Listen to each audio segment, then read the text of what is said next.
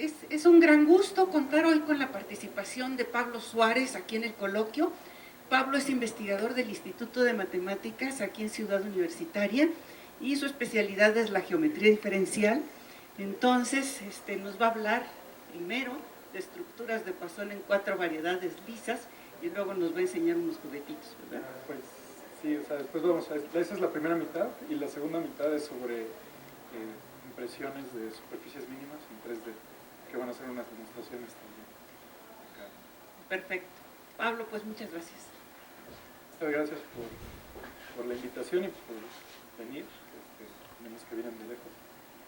Y este trabajo está basado en trabajo conjunto con Luis García Naranjo de Limas, Ramón Vera, que estuvo aquí el año pasado, yo desde Penn State, y con Jonathan Torres Orozco del CIMAT, que es un estudiante que os superviso junto con Jimmy Petian, su doctorado.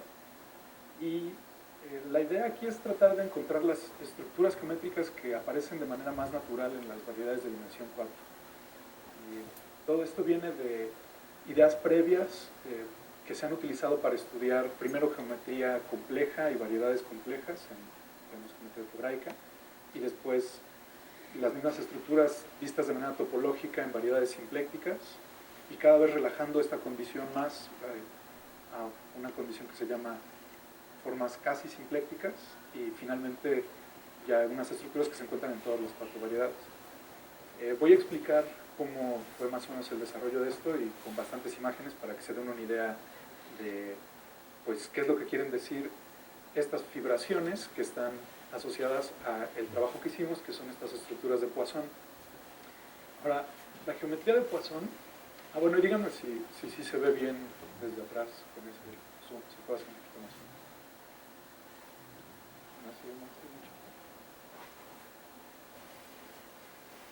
Ese es Simenon Poisson, y él introdujo el corchete de Poisson como una manera de mejorar la geometría simpléctica lagrangiana y como una manera de poder explicar la mecánica celeste de una manera más precisa.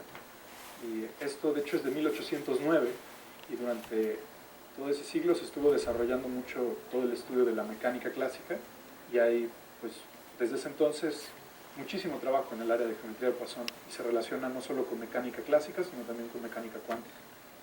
Y no voy a hablar realmente de eso. Por ejemplo, Luis García Naranjo de Lima es un experto en mecánica, y él trabaja directamente en estas áreas.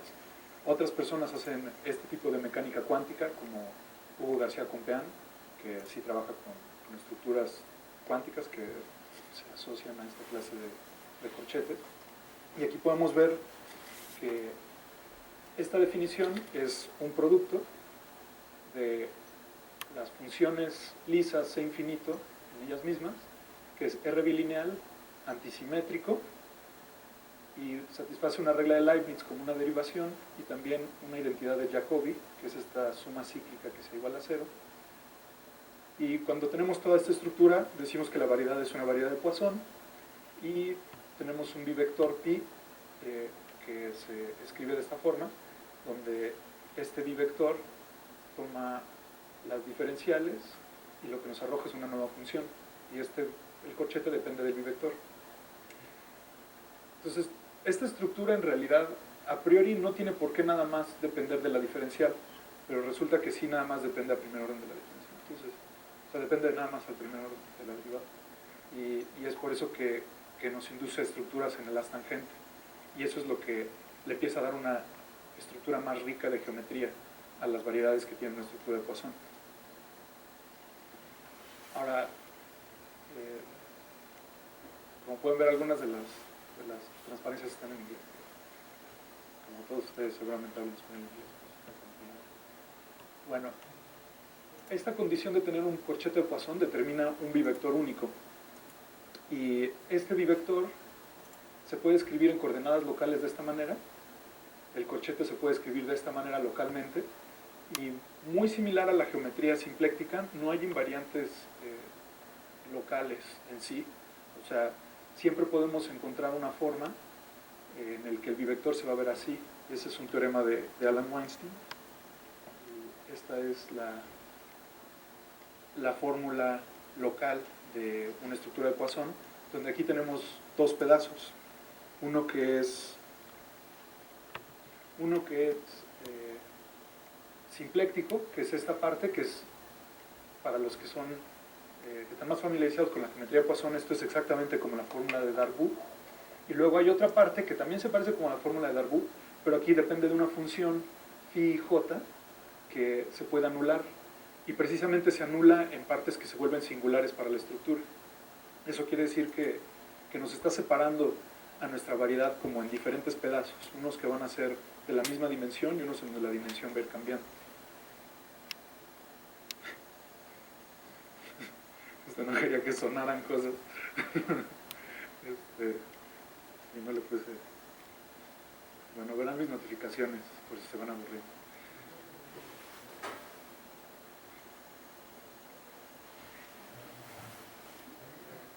Gracias por el tip. Sí, ya con eso, ¿no? Gracias. A ver, bueno, entonces lo que les estaba diciendo antes es muy a grandes rasgos la explicación de por qué una variedad de Poisson tiene una foliación simpléctica. Es una foliación, tenemos varios expertos en la teoría de foliaciones en México, y una foliación es básicamente una posición en cartas donde se puede partir, si es la dimensión es Rn, entonces hay cartas que se parten en Rm más k, donde m más k es igual a n, y las transiciones son diferenciables y se van pegando respetando esta estructura. Eso, pues a grandes rasgos quiere decir que algo se ve como un libro, donde está foliado y tenemos hojas, y se van viendo así como las páginas de un libro.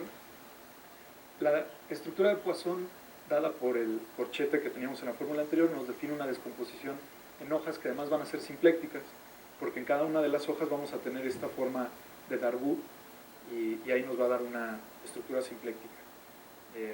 Bueno, para los que nunca hayan escuchado de las variedades simplécticas, en realidad una forma simpléctica es como una manera muy general de poder medir áreas, y viene pues de tener una 2 forma cerrada y no degenerada.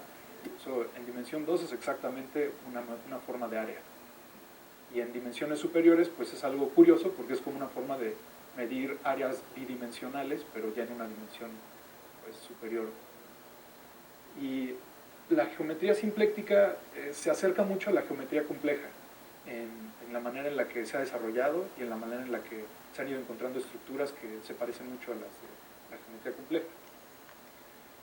Y bueno, pues ejemplos de variedades de Poisson que tengan una estructura conocida pues son variedades simplécticas. En este caso tenemos una sola hoja que es toda la variedad, y pues la forma simpléctica determina el bivector de Poisson, evaluando así la forma omega con las diferenciales de f y de g. Y otro ejemplo son coálgebras de Lie, de grupos de Lie. Entonces empezamos con un grupo de Lie, su álgebra de Lie es como el espacio tangente a la identidad, y luego el cotangente, esa es la coálgebra de Lie, y ahí hay una acción del mismo grupo sobre este espacio, y las órbitas de esta acción, esas generan hojas, y esas hojas pues se demuestra, admiten una estructura simpléctica, y así estas coálgebras de Lie también son unos ejemplos clásicos de estructuras de Poisson. Y pues ahí ya también toca con toda la teoría de Lie. Y muchos de los sistemas clásicos de mecánica clásica usan toda la teoría de Lie de representaciones para poder describir sistemas mecánicos conocidos, como el péndulo, un péndulo con 2 bisagras, o un trompo que gira. Y bueno, hoy en día se hace investigación en, por ejemplo, trineos que tengan fricción con diferentes direcciones, o cosas por el estilo, es lo que se estudia, ¿no? Y se trata de reducir a casos en donde se puede modelar usando grupos de Lie, porque eso es lo más entendido, ¿cierto? Bueno, aquí en este estudio de las foliaciones simplécticas, el objeto que me interesa explicar y que voy a utilizar es un pincel de Lefschetz. Y bueno, aquí tenemos a Salomón Lefschetz, y su idea era que poniéndonos en un punto base, de ahí podemos hacer como una bisagra, y con una subvariedad barrer toda la variedad y ver a qué le vamos pegando, y le íbamos a ir pegando a diferentes puntos críticos que van a depender de la topología de la variedad. Y esta fue una idea pues fundamental en la geometría compleja, que llevó a muchos avances numéricos, de poder calcular números característicos usando esta clase de intersecciones y de singularidades cuando hacemos este barrido del pincel de Lefschetz. Estos pivotes se le llaman puntos base del pincel, y vamos a ver más o menos, esta es la visión compleja de este asunto. Aquí las líneas tienen dimensión 2, aquí se están autointersecando, y aquí estos son los puntos base en donde estamos haciendo el pivote y dando la vuelta, barriendo toda la variedad. Aquí, esta estructura viene con una proyección aquí a la recta proyectiva compleja, que también es S2, y arriba de cada uno de estos puntos hay una de estas líneas, que como estamos en dimensión compleja 1, esto es una superficie también, pues es dimensión real 2, y aquí el tema es que por estos puntos están pasando todas las fibras de esta fibración, todas y cada una de ellas. Y eso pues es un poco problemático para los geómetras diferenciales que quisiéramos tener una estructura un poco pues, más homogénea. Y bueno, alrededor de un punto base, que son estos, se ve así más o menos la fibración. Todas las fibras están pasando por ahí. Una visión real de esta figura compleja es, ahora, esas fibras que antes eran líneas y eran de dimensión compleja 1, ahora las vemos ya como superficies reales de dimensión real 2. Y aquí tenemos cilindros que cuando pasamos por estos puntos críticos se están colapsando a conos. Me voy a regresar tantito. Esto es lo que sucede aquí, en este punto, cuando se está autointersecando. Y para pasar de esta figura a la de abajo, primero hay que hacer una inflación o una explosión, un blow up de estos puntos. Y con eso ya removemos estos puntos base por donde pasan todas las singularidades, y por donde pasan todas las fibras, y ya podemos explicar todo de una manera, pues, digamos, más con dibujos. Ahora, aquí ya en la versión real tenemos dimensión real 4, y abajo en la base tenemos S2. Pues arriba de cada uno de estos puntos en la base tenemos una fibra que pues, es una superficie. Arriba de cada uno de estos puntos, que ahora son puntos críticos de la fibración de Lefschetz, tenemos estas fibras singulares donde tenemos estos puntos cono que son críticos, son superficies de Riemann igual. Y tenemos algo muy interesante, que cuando le damos la vuelta, empezamos con una fibra aquí y empezamos a circular alrededor del punto crítico de Lefschetz.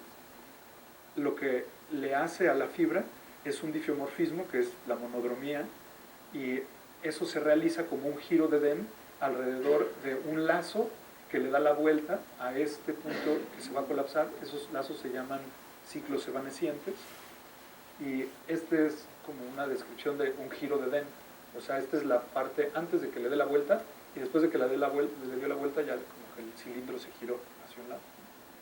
Entonces ese es el difeomorfismo que se induce en la fibra, darle la vuelta a uno de estos puntos de Lefschetz. Okay. Pues estas estructuras fueron usadas por Donaldson en 2000 o 99, donde demostró que toda variedad simpléctica admite un pincel de Lefschetz, donde pincel sí es en el sentido de que tiene estos puntos base que vimos aquí. Y ese fue un resultado monumental, porque realmente acercó a la geometría compleja de la geometría, a la geometría simplética. Entonces fue realmente una contribución enorme, digo, una más de sus contribuciones enormes. Pero ya esa de por sí ya fue como pues tender un puente muy útil entre la geometría compleja y todo el estudio numérico de estas singularidades de la geometría compleja a la geometría simplética. Pero hay aún más. En 2001, junto con Oru y Katsarkov, introdujeron otro tipo de singularidades que en ese entonces le llamaron fibraciones de Lefschetz quebradas. Y aquí la diferencia es que estamos permitiendo que al cruzar este ecuador, el género baje o suba, depende de la dirección que vamos, y que aquí, por ejemplo, de arriba para abajo se va a abrir, y primero empezamos por el cilindro se colapsa al cono y luego se abre a este. Entonces tenemos ahí una manera en la que se van separando las fibras y van cambiando de género. Y esto todo fue introducido para poder estudiar una generalización de los invariantes de Sieber-Witten que introdujeron Donaldson junto con Ivan Smith. y aquí utilizaban un poco más la geometría simpléctica de las fibraciones de Lefschetz para definir un invariante que le llaman la cuenta estándar de superficie, que no la voy a intentar explicar porque es muy complicada, pero a lo que voy es que todo esto tiene como trasfondo el poder entender la geometría de las variedades de dimensión 4 utilizando invariantes que se relacionan a los invariantes de Sieber-Witten y pues, eventualmente también a los de Donaldson, porque hay una relación. Bueno, pues, ¿qué pasa justo cuando cruzamos este umbral de pasar por este círculo? Aquí tenemos un video. Por cierto, todas estas figuras, bueno, no, las figuras hasta esta fueron hechas por Ramón Vera, y de aquí en adelante casi todas están hechas por Gerardo Sosa, incluidos los videos, que los hizo como parte de su maestría, que terminó hace un par de años. A ver, pues vamos a ver este video. Aquí se ve, esta es una de esas, esto es como en el ecuador, donde está pasando el círculo crítico, del círculo singular, y cuando pasamos de abajo arriba, aquí se va a generar un cilindro. Entonces acá abajo tenemos estas dos hojas, ahí justo en la parte singular tenemos el cono, entonces como una superficie singular, y al subir se está generando aquí un cilindro, en donde ya vemos que se pegó esta fibra. Esto está hecho en matemática y pues son gráficas, ¿no? Claro que esto en principio está en dimensión 4, entonces hubo que escoger un encaje a R3 para que se viera, pero lo interesante se me hace es que pues, no son diagramas, son gráficos, ¿no? Usando las parametrizaciones de esta singularidad. Bueno, la presentación está en línea porque está hecha con Prezi, pues la pueden ver. Entonces no la voy a volver a enseñar porque quiero explicar lo de las superficies también, pero la podemos ver allá. Y esta es una representación súper sencilla de lo que puede suceder. Es como para poderla entender hacia la primera, que en principio no tiene por qué este círculo solo ser uno, pueden haber muchos y se pueden cruzar, pueden haber muchos de estos puntos críticos de Lefschetz. Eso un poco depende de la topología de la variedad, porque se demostró hace ya bastante que arriba de cada uno de estos puntos, cuando tenemos estos puntos, estas singularidades de Lefschetz, esto corresponde a una 2 asa. Entonces, para los topólogos que les gusta trabajar con cubos con asas, cada una de estas corresponde a una 2 asa. Entonces eso contribuye a algo explícito a la topología de la variedad. Y de la misma manera, esto aquí es un cobordismo y también se puede describir en términos de asas. Entonces ahí hay información como bien precisa de topológica con la que se puede reconstruir en principio, por ejemplo, la homología. El tema es que al pegar todas estas cosas ya se empieza a complicar la estructura diferenciable, y ahí es donde ya hay diferencias en las posibles estructuras diferenciables que pueda haber en una categoría. Entonces por eso como que no es solamente esta información topológica, sino también la información de pegado influye en la clase de variedad diferenciable que va a acabar teniendo. Ahora, aquí tenemos, les decía, podríamos tener más líneas de singularidades. Entonces aquí hay una arriba y una abajo. Y esta es una situación a la que voy a explicar en un momento. Y aquí tenemos un videito de qué pasa cuando este punto, que aquí estamos viendo la base en la parte de la izquierda, la parte de la derecha es la fibra. Entonces este punto es donde estamos en la base y ahí nos estamos moviendo.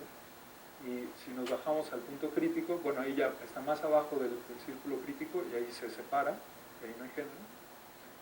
Si subimos y estamos acercándonos, ahí se ve como empieza a llegar y ahí ya como que ya se juntó. Bueno, como son simulaciones con computadora es muy difícil pegarle así directo sin poner el valor explícito.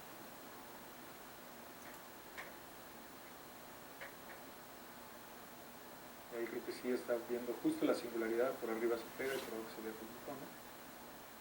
Y aquí se forma el género de este lado.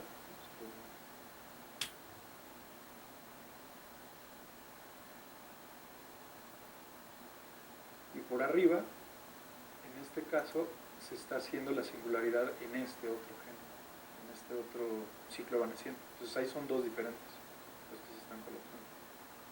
Uno era como el círculo de aquí, y otro el círculo de acá. Bueno, y pues estas fibraciones les pueden o no gustar, porque pues, en gusto se rompen géneros. Quién sabe si les parece. ¿Y cuál es el chiste de todo esto? Que se demostró en 2009 que toda 4 variedad lisa admite esta clase de estructura topológica. Entonces, esto fue como la conclusión de todo este estudio que les decía de pasar de geometría compleja a simpléctica, que fue la conclusión de Donaldson, y luego pues a introducir estas fibraciones y luego a llegar a demostrar esto, ¿no? Y hay varias versiones, fue algo como que sucedió más o menos a la vez. Hay un artículo de Lekili con un apéndice de Baikur, donde lo demuestran de 2 maneras distintas. Una utiliza trabajo previo de Kirby y algo de singularidades, como de todo el estudio de la escuela de Arnold, que habían barrido todo lo posible por saber en singularidades en estas dimensiones. Y lo de Baikur tiene que ver más con descomposiciones en asas y con cálculo de Kirby, con técnicas un poco más de topología de bajas dimensiones, que pues, bueno, fueron hechas desde el principio por Kirby, y Akbulut tiene una demostración diferente, pero que también usa el cálculo de Kirby, pero que es también independiente. Entonces, como que hay varias maneras de ver cómo sucede esto. Y esto lo que, pues, lo primero que nos plantea como pregunta es cómo se puede utilizar esta clase de estructuras para poder distinguir 2 diferentes variedades, ¿no? Dimensión 4. Y con Luis García Naranjo y Ramón Vera, como les decía, construimos una estructura de Poisson en esta clase de singularidades, en las singularidades quebradas, en las fibraciones de Lefschetz quebradas. Y pues el artículo está en el archive y ya va a aparecer en Letters in Physics. Y lo que hicimos fue definir bivectores que están subordinados a la estructura de la fibración y que la estructura de Poisson que definen da una foliación que es exactamente la fibración. Entonces es como un poquito dar la vuelta a todo el círculo. O sea, empezando con una estructura que en principio es topológica, que es esta fibración, de ahí se encuentra una estructura geométrica que pues tiene que ver con esto, y luego se verifica que exactamente es la misma. Y además lo que vimos es, calculamos también las formas simplécticas en las hojas. Y esto es interesante porque, no voy a regresar tantito. Aquí, en geometría simpléctica, cuando nos acercamos a uno de estos puntos, la forma simpléctica que se define hace que el área de este cono tienda como a 0 alrededor del punto.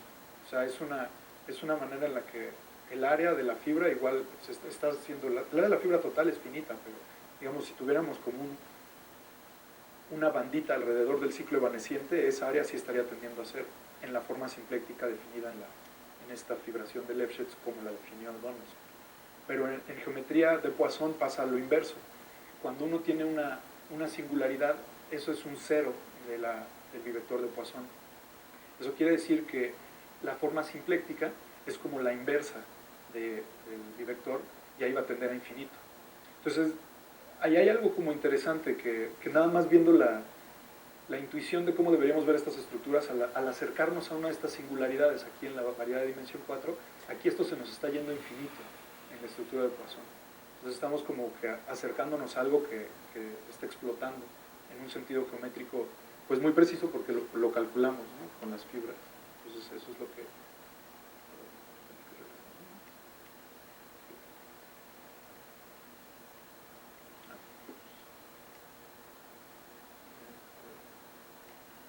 sí, bueno. ¿Cómo se demuestra la existencia de estas estructuras de Poisson? Pues resulta que nosotros primero hicimos como una construcción ad hoc por piezas, definiendo, como les decía, los bivectores que estaban subordinados a la estructura de fibración y pegándolos y viendo que había un pegado consistente. Y luego nos contactaron unos expertos de geometría de Poisson y nos dijeron, no, pues de hecho hay una manera de hacerlo todo de buenas a primeras desde un principio, y está relacionado con trabajos de Lashka y Ratiu y de Damianov y Petalidov. Y en realidad este bivector en alguna forma para RN ya estaba presente desde los trabajos casi de Poisson y de Lie y de Jacobi.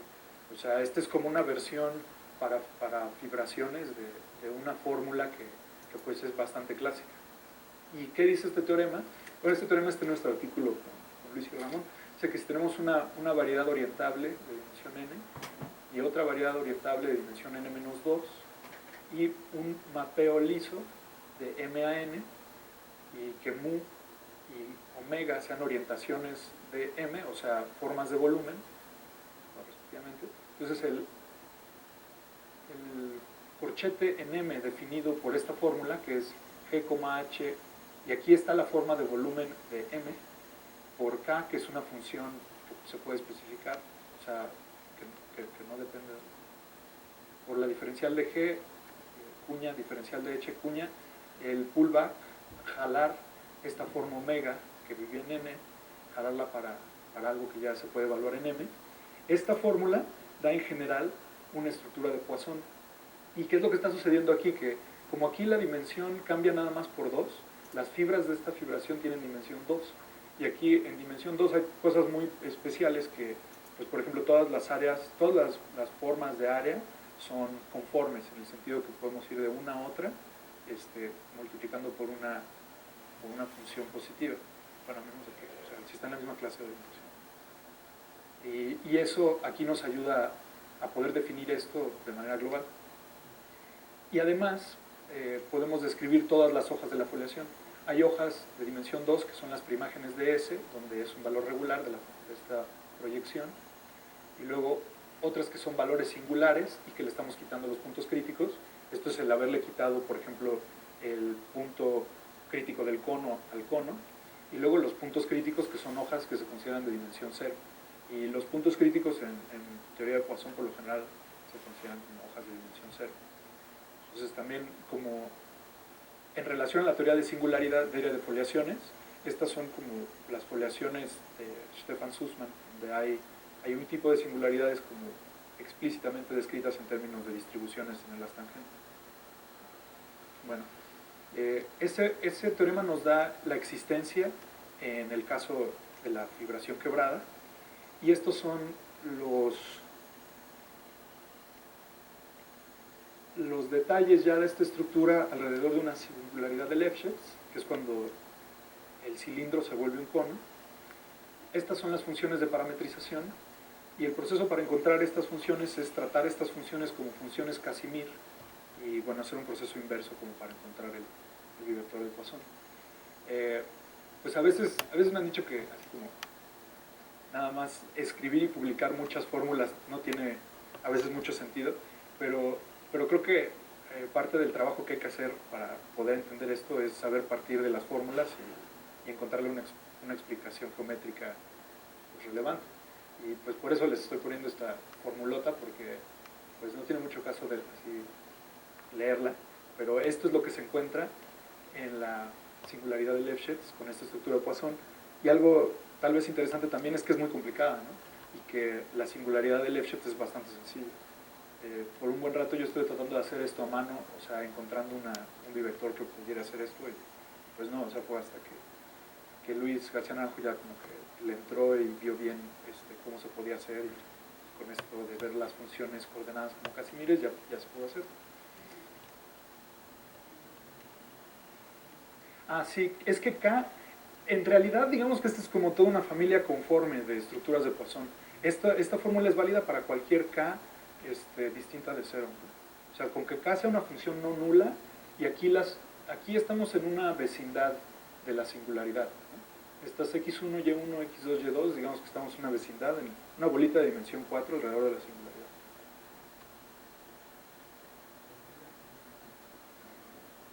Sí, en principio, o sea, esto vale para K igual a 1, o K igual a cualquier constante, pero también vale para cualquier K. Y también este otro teorema, este teorema también vale para cualquier K. O sea, eso es lo que es la misma K, es la misma K. Sí, esa es la misma K. Sí.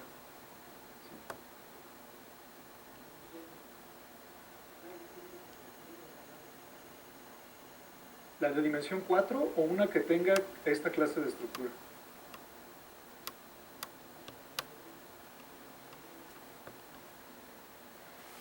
Sí, sí, lo estoy diciendo. Y de hecho, o sea, hay versiones más generales de estas fibraciones hechas por Kirby y Gay.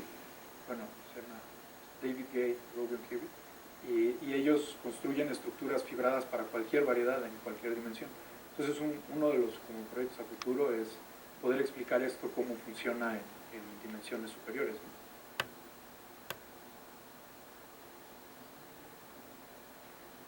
No, yo pensaba que sí, o sea, es nada más un mapeo liso, y de hecho esa fue la diferencia entre la primera y la segunda versión de nuestro artículo. Sí, nada más que en el caso de que sea constante, aquí ya la estructura de Poisson va a ser muy sencilla. O sea, algo que como que, digo, no dije porque le quito un poco de chiste a todo, es que siempre se puede definir la estructura de Poisson trivial en una variedad, donde en todos los puntos el vector vale cero o vale una constante. Y eso no tiene ningún chiste, porque entonces todos los puntos es como si les dijera la foliación es cada uno de los puntos es una hoja. Entonces eso no, pues yo no creo que tenga mucho chiste. Entonces en un tema de existencia de estructuras de Poisson, yo considero que es solo relevante si se puede primero describir todas las hojas y luego que el conjunto de valores críticos de la estructura de Poisson sea lo más pequeño posible, ¿no?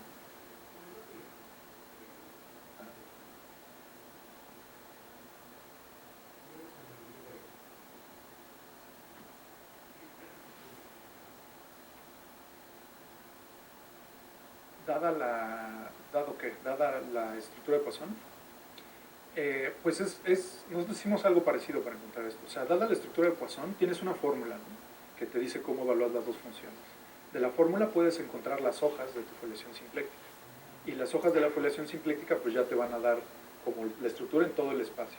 Ahora, exactamente la F, por ejemplo, en estos casos, que es un mapeo a la esfera, pues ya querría decir como reconstruir una sección de un mapeo hacia la esfera, ¿no? Entonces es tan difícil como, dada una fibración, reconstruir una sección en general.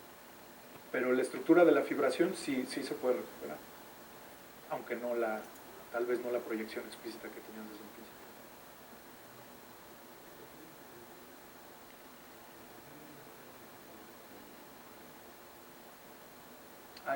principio. Hay nociones de clases de equivalencia que tampoco quiero hablar de esas porque son bastante abstractas y muy rápido llega uno a términos con los que tú estás posiblemente más cómodo, como grupoides y categorías de integración y cosas por el estilo.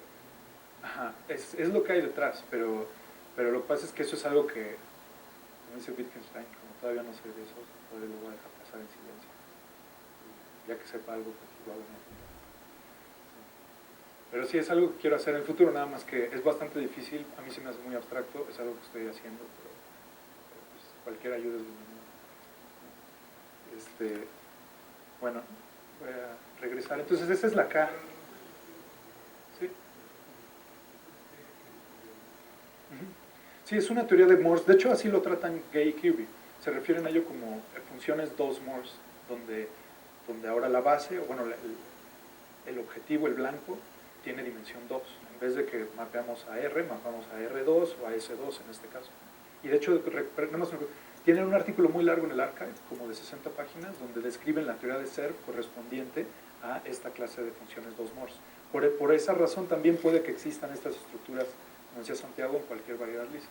Yo no quiero ser tan audaz como para decir algo así, nada más les presento los hechos hasta ahorita y ya después de...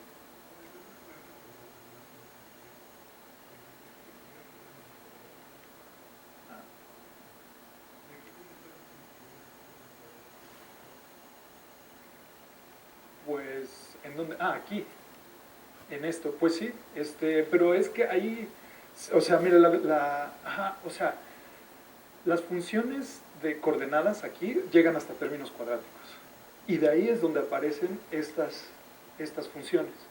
Tenemos otras que, sí, sin embargo, hay unas en las que empezando con funciones coordenadas cuadráticas llegamos a términos cuárticos, por cómo necesitan ser las cancelaciones. Aquí usamos un poco de la magia de matemática para poder encontrar fórmulas así, porque yo estuve pues, al menos un año viendo a ver si lo podía hacer a mano.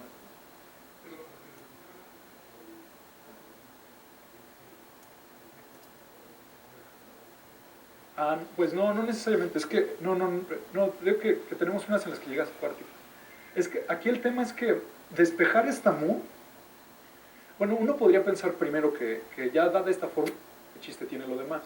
Y la verdad es que despejar esta mu es súper difícil. O sea, lo tratamos de hacer a mano y eran pizarrones. Y, o sea, no, se ve bastante inocente, pero no lo es.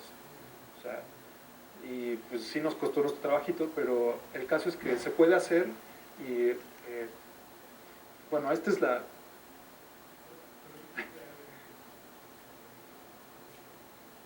o sea, esto pasa para las fibraciones, las singularidades de Lefschetz. O sea, es que hay diferentes tipos de singularidades, ¿no? Entonces, bueno, nada más para terminar sobre la singularidad de Lefschetz. Aquí se puede ver el crecimiento de explosión cuando nos acercamos hacia la singularidad, que aquí es cuadrático. Entonces, en la medida que nos acercamos a la singularidad, la explosión ahí es como cuadrática. Bueno, es 1 entre porque es y aquí pues también, o sea, puedes modular esto con la K, jugar aquí para crear más cosas, pero eso ya podría ser el trabajo. Los círculos singulares, que son otro tipo de singularidades, aquí hay dos tipos. El más sencillo tiene una coordenada global, que es S1 por B3, y va a dar a B2, es como un modelo local de toda esa singularidad. Y las funciones coordenadas es una que es nada más el círculo, y la otra, que en realidad es como, si se fijan, como a veces decía Javier Gómez Montt, que decía Grothendieck, que tienes que quedártele viendo hasta que te hable. Así, si se le quedan viendo esta fórmula un buen rato, les va a decir que estas son las cónicas, ¿no? O sea, aquí vamos a pasar justo por bicilindros, conos, y llegar otra vez a los paraboloides. Entonces aquí estamos dividiendo esto como en dos pedazos. Uno que solo vive en dimensión 3, que está como viendo todas las cónicas, y otro que vive sobre el círculo, aquí que le está dando la vuelta. Esto es una manera rápida de barrer abajo de un tapete el hecho de que hay dos modelos, porque hay uno que está doblemente recubierto por donde el haz normal del círculo es no trivial, por cuestiones de dimensión. Pero la fórmula que se encuentra al final, que es esta, es invariante bajo la involución que relaciona este recubrimiento de orden 2 con este modelo. Entonces, por lo tanto, también este modelo sirve para esto. O dicho de otra forma, ese mapeo es de Poisson respecto a este bivector de Poisson. Entonces eso nos dice que este bivector de Poisson, que otra vez curiosamente es mucho más sencillo que el otro, ¿no? O sea, como que del lado simpléctico es mucho más complicada el círculo singular, del lado de Poisson es más sencillo. Y pues está dado por esta formulita, y aquí pues ni siquiera es cuadrático, ¿no? Es como todavía más sencillo. Ajá. Y las hojas aquí también están explotando a una razón como lineal, como la norma. Porque eso es cuando nos vamos acercando hacia el cero, eso es lo que va pasando con las formas de área. Donde, bueno, no lo expliqué en la pasada, pero seguro les dio tiempo de leer. Aquí esta es la forma de área dada por la estructura de Poisson en la hoja simpléctica sigma Q, punto Q. Y esta es la correspondiente forma de área, pero vista como una forma de área en una estructura euclidiana en R4. Entonces esa es como la diferencia. Bueno, pues ahora regresando rápidamente a este teorema, aquí Lekili, de hecho, para poder demostrar este teorema se tuvo que fijar en una familia más amplia de fibraciones que se llaman fibraciones corrugadas, donde la situación es que estos mapeos no son estables como mapas.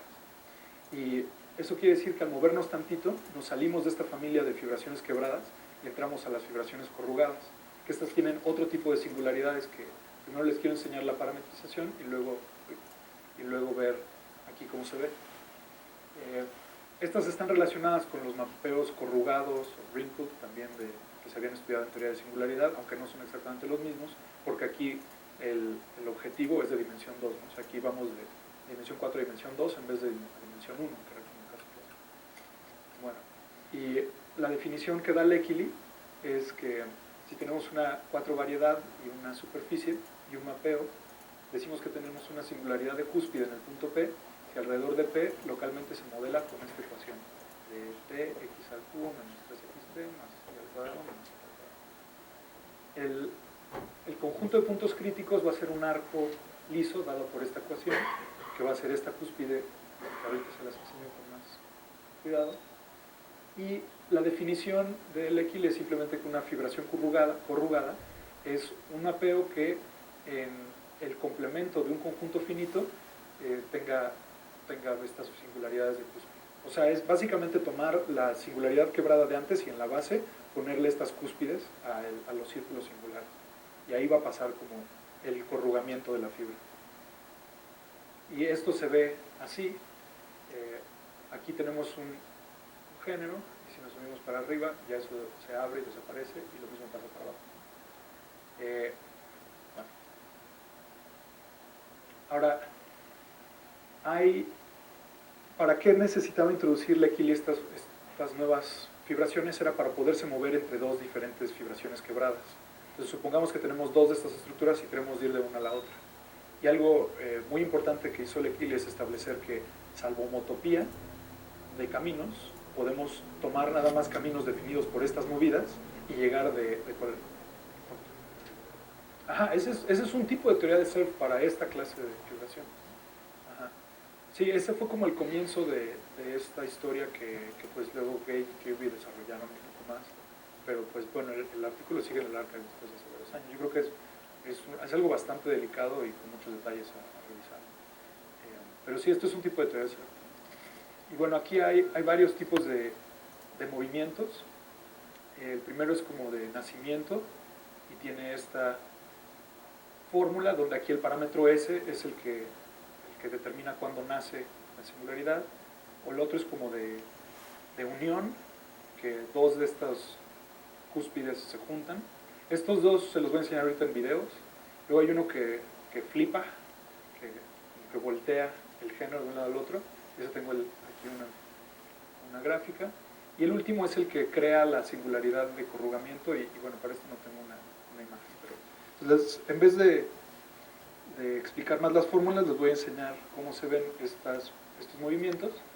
Para el de nacimiento, empezando desde un punto en el que no hay ninguna singularidad, en tiempo cero se crea uno de estas fibras singulares corrugadas, donde como que aquí el punto tiene, digamos, dos cúspides, una para cada lado, es un solo punto, y a medida que S se va haciendo positiva, se abre este arco de cúspide y tiene como dos puntitas cuspidales, y aquí las fibras se ven de esta manera, ¿no? O sea, arriba de este punto todavía se ve así, aquí cerca de la parte de abajo se está cerrando este ciclo, cerca de la parte de arriba se está cerrando este otro, que era el video que les puse después de mostrarles las singularidades quebradas, cómo podía cambiar el género en diferentes lugares. Y eso es lo que pasa aquí, que aquí está cambiando como en diferentes partes. Y ese es el efecto de poner las cúspides. Y bueno, en medio se ve nada más el cilindro. Bueno, vamos a ver cómo se ve esto en un video.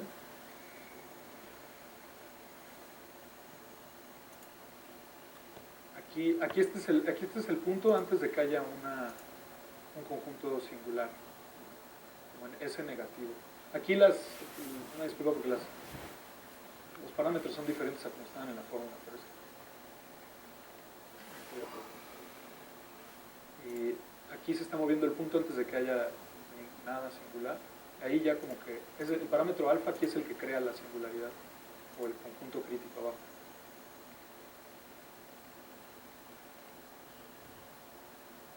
Ahí se está acercando para ver justo cómo va. Aquí se va a generar la singularidad. Ahí ya se alcanza apenas a ver que se está tocando. Aquí habría que hacer como una simulación numérica más precisa para que sí se viera, pero ahí se crea. Y aquí ya cuando alfa se hizo más grande se generó este arco con cúspides. Y se puede alcanzar a ver aquí cómo se genera un cilindro cuando nos acercamos a esta parte. Aquí se toca en la parte singular. Si nos vamos más hacia arriba, se va haciendo más grande, y si seguimos hacia arriba, se colapsa.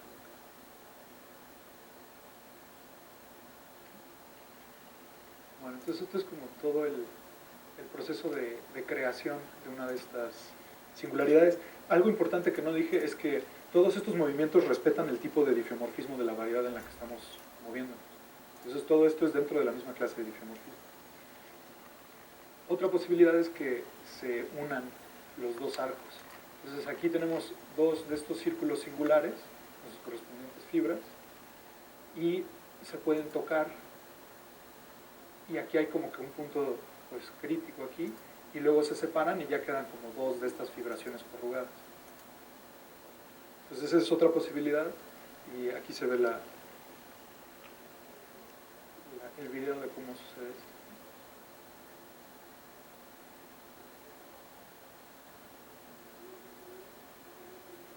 Pues aquí nos estamos acercando a la parte singular y aquí se va a estar formando un cono.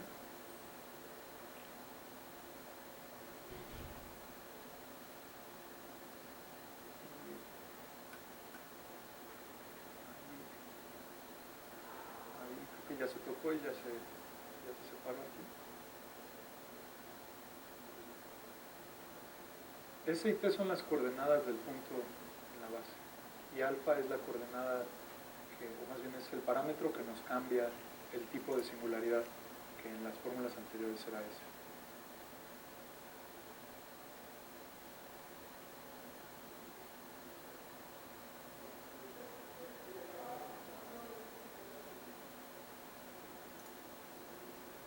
Ahí se están tocando los conjuntos críticos y entonces se forma esta singularidad corrugada que no se alcanza a graficar muy bien porque es muy fina.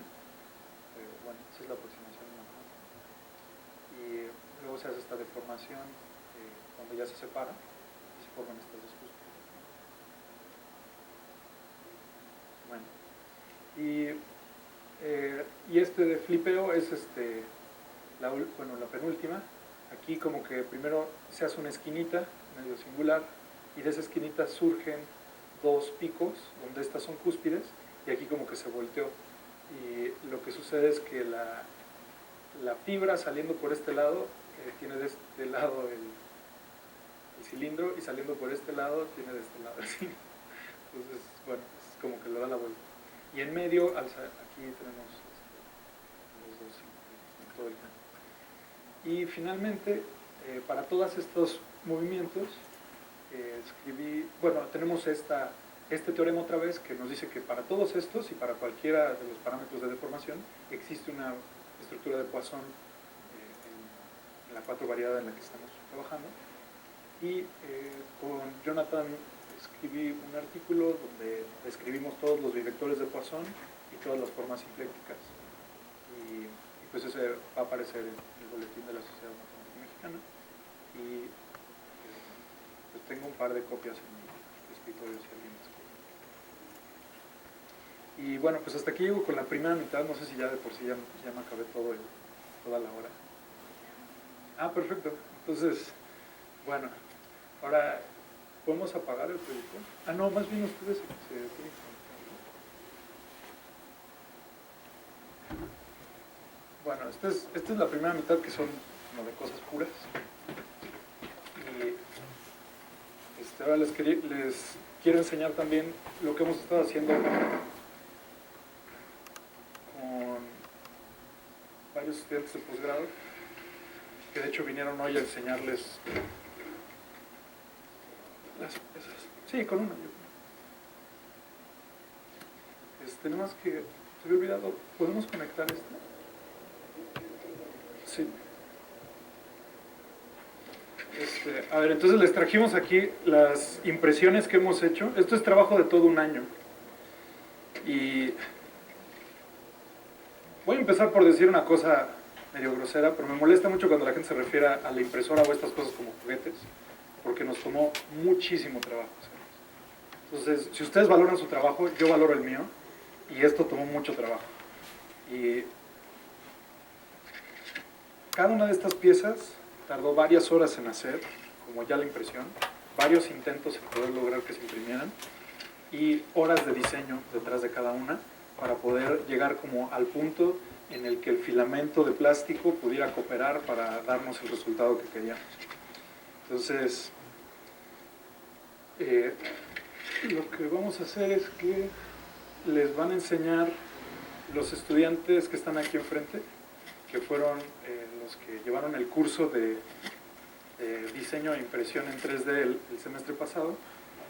Les van a explicar qué piezas diseñaron y más o menos cuál fue el proceso para poder imprimirlas. Y tenía pensado como pasarles las piezas para que las vieran, pero creo que va a ser más fácil que después se acerquen y las vean, porque son bastantes y tampoco quiero que se nos pierdan, porque como les dije, fueron horas de impresión. Entonces, como he tenido experiencias ya en este lugar. A ver, entonces, ahorita está viendo si se conecta. Bueno, por ejemplo, tenemos esta pieza que es un catenoide, ¿no? Y esta es una superficie mínima, y aquí se puede ver que el grueso es bastante grueso. Este fue como de los primeros experimentos que hicimos para ver qué tanto podíamos llegar a imprimir algo lo más delgado posible o lo más grueso posible. Y con la impresora que tenemos, que pues fue conseguida con un proyecto de DEGAPA, como todos los profesores aquí pueden pedir un proyecto de DEGAPA y pedir equipo. Entonces así la conseguí, y el volumen máximo de impresión es más o menos este tamaño. Entonces esto es básicamente el tamaño más grande que se puede imprimir. Esta otra es una superficie de costa. Bueno, y esta, para diseñarla, no me tardó mucho tiempo porque hay un programa que se llama 3D Explorer Math, que tenía bastantes modelos, aunque muy sencillos, y de ahí tomé uno de esos modelos y lo edité, porque una superficie es de dimensión 2, pero para imprimirla hay que volverla en una cosa de dimensión 3. Y ese básicamente fue todo el trabajo pues del semestre pasado, de poder pasar de dimensión 2 a dimensión 3, y la implementación de ese proceso es muy tardada, porque depende de cada una de las piezas, y hay que programarlas, y hay que saber bien cómo se comunican los diferentes programas que se están usando. O sea, porque una cosa es escribir un programita en Python que la vaya a diseñar, y luego la otra es cargarla en un programa de diseño como Maya o Blender, que ya la pueda hacer en 3D, y luego hay que pasar ese archivo allá el software propietario de la impresora, que se llama el MakerBot Desktop, y ahí ese es el que ya manda el archivo a la impresión, y en cada uno de esos pasos hay que revisar que se está obteniendo lo que uno quiere. Y por ejemplo esta es una superficie de costa. Esta es una superficie que ya salió muy bien, que ya es mucho más delgada, y que creo que esta también hubo que editarla muy poco, pero esta la encontré el archivo en un repositorio de archivos 3D que se llama Thingiverse, que también fue organizado por la misma compañía MakerBot, y ahí uno puede encontrar diferentes diseños, y yo la engordé muy poco, y el punto era ver cuál era lo mínimo que se podía engordar para poderla imprimir todavía. Y de hecho, hemos trabajado con diseñadores gráficos y arquitectos que en parte nos ayudan, y ahí hay una colaboración de retroalimentación. No sé si quieren, pues ¿por qué no pones los modelos de estas?